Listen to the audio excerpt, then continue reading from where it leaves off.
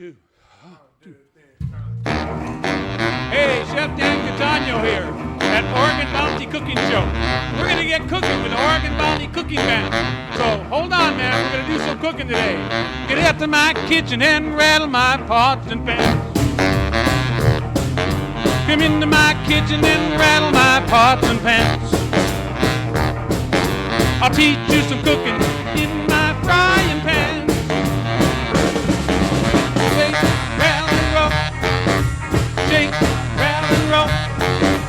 Shake, rattle, and roll. Shake, rattle, and roll. Cook in my kitchen and you'll be back for more.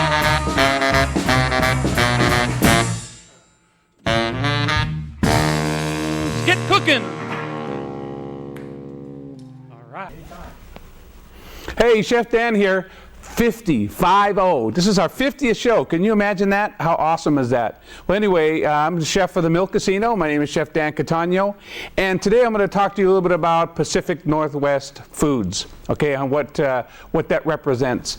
It represents a lot of things in our local area here. First of all, it represents utilizing the foods and all the items that are around our beautiful Oregon coast. So we're here on the Oregon coast. So what comes to mind when you think the Oregon coast, the ocean? Seafood, beautiful seafood. So today we're going to just go over two different styles or types of doing baked oysters. Okay, so a lot of people think oysters in their mind, oh, how gross to eat it cold and just that sliminess of an oyster. Well, I'm going to show you a way of enjoying it if you don't care to have it raw, on the oysters on the half shell, is just to do it as a baked oyster. So I'm going to do it in two different ways. I'm going to make what we call a compound butter. And a compound butter are ingredients that go into a whole butter, which is one stick of butter here that I have. Okay, so those are ingredients that go into that, and you make that into these small little logs. So I have these small little logs here that after we make and mix the butter up, we shape it into these logs, and you could freeze them again and then use them forever, whatever you want. So I'm going to show you today how to put the ingredients together for a Rockefeller butter, okay, because you've heard of oysters Rockefeller, right? Okay, so I'm going to do a oysters Rockefeller butter, and then I'm going to do a casino butter. So have you heard of the famous dish called clams casino? Well, we're going to do it with an oysters casino. And you know, as a matter of fact, in the Mill Casino at the Plank House restaurant, we put these two oysters on our menu, and they're absolutely delicious. And they're from our local area here in the coast, so which is really outstanding. You know, once you get all these local oyster farms here, they're right at your beck and call, about maybe 20 minutes away, 30 minutes away, or even less than where I am in the back door of my kitchen, right at the mill. So, boy, I tell you what. So, take a look at these beautiful oysters here. I have them here, and we'll do an overhead shot. These are oysters that come from Pacific Seafood. They have their oyster farm. It's about maybe a good 20 minutes from the Mill Casino there. So, these are brought into me yesterday, you know, beautifully by the bushel. And you know, we have them coming in almost every week for our restaurant needs and also for like our seafood buffet. So I'm going to show you how to also open this up as well. But let's talk about the opening them up.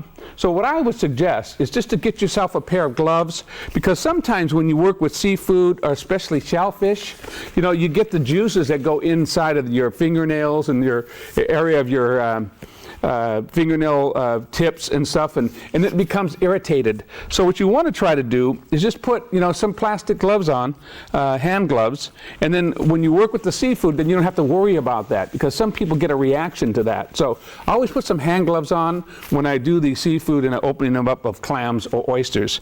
So we want to have an oyster knife.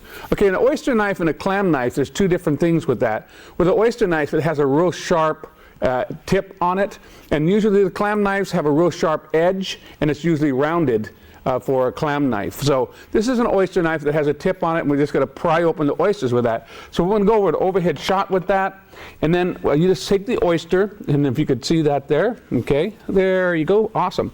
And then I'm going to just take a towel over that, right over the top of the oyster, and then right here, as you can see the tip of that oyster, there's a little bit of an opening here, okay? So this is where you're going to put the clam knife in, or oyster knife in, to pop that open. So you just lay that down, okay, put the towel over it, and watch out that you don't poke yourself, and just give it a nice little twist, okay, until you're ready to, it pops open, and there you go, I have it going in there, and then you dip your knife in this water that I have like a water that's with lemon on it, okay, so this is where we're going to dip our oysters right inside. So that popped out, okay, so at this point I'm going to lay this down on my towel and go through that oyster, okay, so there we have the oyster right there, beautifully fresh oyster right from the bay here, right behind the mill. Okay, so that's the oyster. I'm just going to dip it real lightly in the water, and in the water I treated it with a little fresh lemon and some sea salt. Okay, and then this is going to go right down on my tray here, because we're going to bake these off afterwards. Okay, so then we're going to open up another one. Okay, so we're just going to pop that open and drive that through the shell. Sometimes it gets stubborn, so just kind of work with it and get that baby open. It's a difficult thing sometimes, but there she goes. So it'll eventually open up for you. Okay, you could see a lot of the grainy stuff on the shell itself. You want to kind of be careful with that. And like I say, that's why I have this dipping water here. It's so important that we just take it in the water, and we'll do a little overhead shot, and there's a fresh lemon in there and some sea salt, and we're just going to dip that in there to get all those shells away from that fresh oyster, okay? Because you don't want to put that in your mouth, because it's really tough and it has grininess to it, and so we're just going to rinse that off and then go right back on our shell. Okay, so since I showed you that already, I'm just going to bring these other oysters right over to our cutting board, and I'll open those up.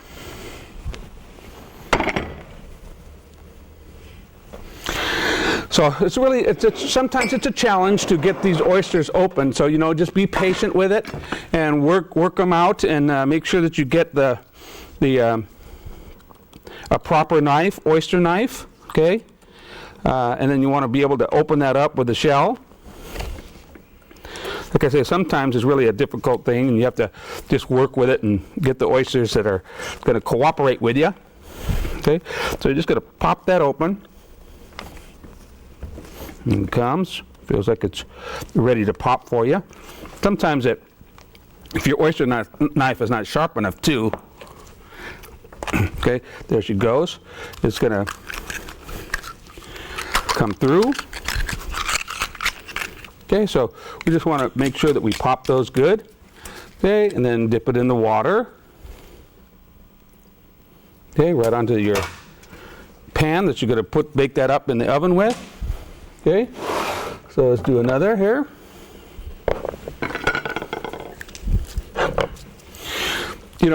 It's best to, if you're going to have a party at the house, is not to let your guests do this. You have to, or if you can't do it at all, maybe you would ask maybe a local butcher if they have oysters on the half shell, if they wouldn't mind prying it open for you and then putting it in a small little container where you don't have to worry about it trying to open them up, but you just take your time with it and have a towel handy, wear some gloves, and be very careful and to know that you just have to respect the fact that you could get hit or cut with the knife. You just got to pry it open very gently. Okay, so we're going to open this one here too.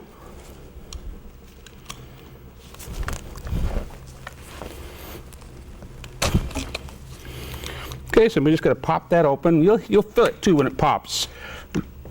It's like a real nice little pop to it. Okay, there she goes. Okay, and then we're just going to open that up.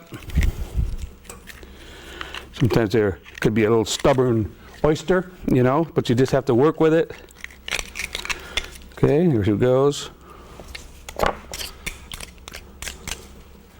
Dip it in the water. Clean it off. Okay, and then one last one here.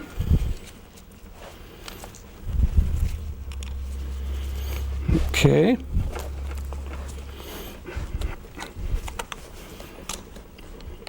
Sometimes I say they could be a little bit stubborn of getting these open, but it just takes a little while to pry it open. It'll work with you here eventually. They'll pop. But sometimes if it doesn't, then you could just take also these oysters, which are real easy to do, is stick them in the oven a little bit, and they'll pop open, but See, sometimes they're just real stubborn. They say, I want to stay alive. I don't want you to, open me up here. So there we go. It's open.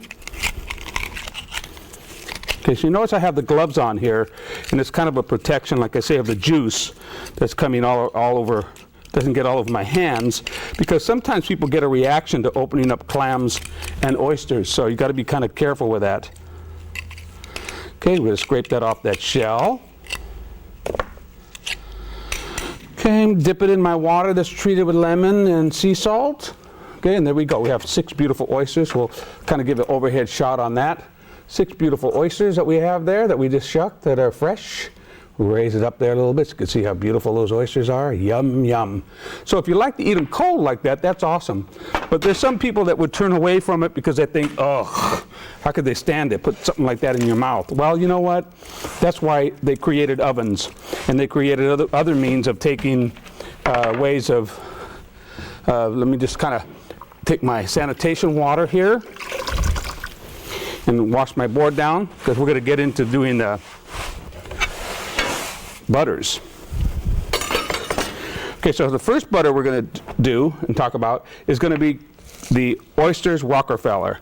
Okay, so yes, it was named after the Rockefeller family in New York. Okay, so how that was created in Louisiana, there's a restaurant there. I think it's Anton's restaurant, that the chef there created this dish called Rockefeller because one of his guests were eating his finished creativeness of this spinach and watercress. We have a little bit of watercress here that I'm going to cut up to as well with the spinach, and watercress baked oyster. So when the guests put this in their mouth and started eating this oyster Rockefeller, the comment from the guests was, wow, these are so awesome and they're so rich in flavor. They're even richer than the Rockefellers. So after that comment, they named the dish Oysters Rockefeller. So just in case you wanted to know about that, a little bit of some history back then. And then what you do is you take this chopped spinach. Okay, so I have my butter here, so I have like a cube of butter. So we're going to put this in the butter, okay, the spinach. Just put it in there. You have to use all of it, but we'll use most of it here. So I'm going to say for 1 cube of butter, you want to use about maybe a good ½ cup of chopped fine spinach, okay? Something about there, the measurement for that. Okay, so and then after that spinach is in there and watercress, you want to take a little garlic. So I would say maybe about a ½ teaspoon of garlic in there, and then about a ½ teaspoon of shallots in there, okay? And then a little pinch of salt, sea salt inside of it, okay? And then a squeeze of lemon inside the Rockefeller butter, okay? And then you want to just put what we have is Pernod, or which is a liqueur, a licorice flavor liqueur, or you could use ouzo. And if you don't have that, you could use white wine. So I just pour like a ½ shot of that inside, okay? So as you could see, this butter overhead shot, that's the mixture that it looks like, and then this is the end result when you roll it up into a little small tube. I cut a piece off because this tube is usually a little bit longer than that. So this is the beginning product, and then this is the end of your butter. That's the Rockefeller butter, okay? Kind of looks like that, okay? There we go. All right, so then the next butter we're going to is called a oyster or casino butter. So casino butter is very easy too. You just take a little bit of garlic, about maybe a ½ teaspoon into the 1 stick of butter. Same thing with the shallots. Okay, a little bit of salt, sea salt, and then we're going to I put a little bit of chopped herbs in there, fresh chopped herbs. You have your pencils out? And then about a good tablespoon of chopped bacon inside the butter. And you could take this butter if you have a Robocoupe or a Cuisinart at home and just pulse it to get it all mixed up. If you don't have that, just chop it up with a knife and soften your butter, and you could either mix it up with your hands too, and then reshape it inside of some clear wrap to make it that log. And then you could freeze them and cut them off in little small pieces, whenever you need to, okay? And then what I'm going to do is I have some green pepper and red bell pepper. So I'm just going to cut a little bit of each one off on the green and red bell pepper. And then I'm just going to dice these up to a real fine dice.